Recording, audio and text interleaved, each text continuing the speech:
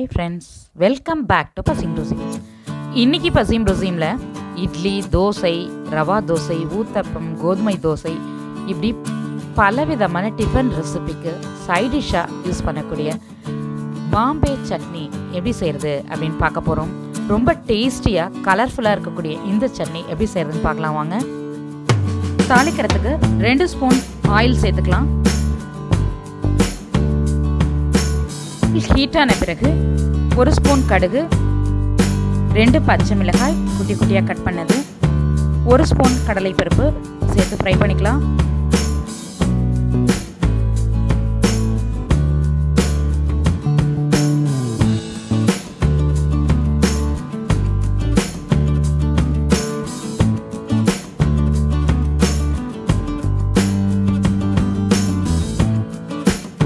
இது கூட கட் பண்ண 2 பெரிய வெங்காயம், 1 கொத்து கருவேப்பிலை சேர்த்து லைட்டாக சூடு ஏறுற வரைக்கும் வதக்கிக்கலாம்.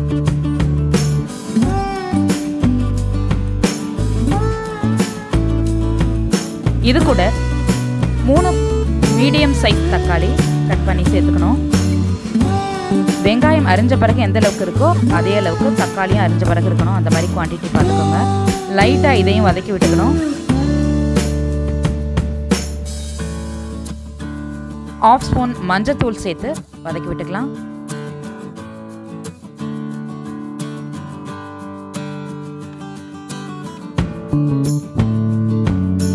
தக்காளி சாஃப்டா ஆற அளவுக்கு வதக்கினா போதும். இந்த அளவுக்கு வதக்கின பிறகு இது கூட ஒரு 1/2 லிட்டர் தண்ணி சேர்த்துக்கலாம்.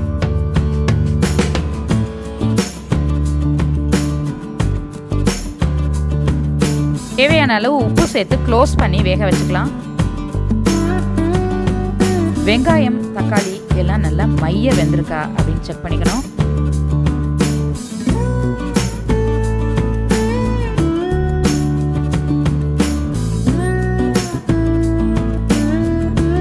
இது கூட 1 ஸ்பூன் கடலை மாவை தண்ணியில் கரைச்சி சேர்த்துக்கணும். 1/2 ஸ்பூன் பெருங்காயம் சேர்த்து மிக்ஸ் பண்ணிவிட்டு ஒரு 1 நிமிஷம் கொதிக்க விடணும்.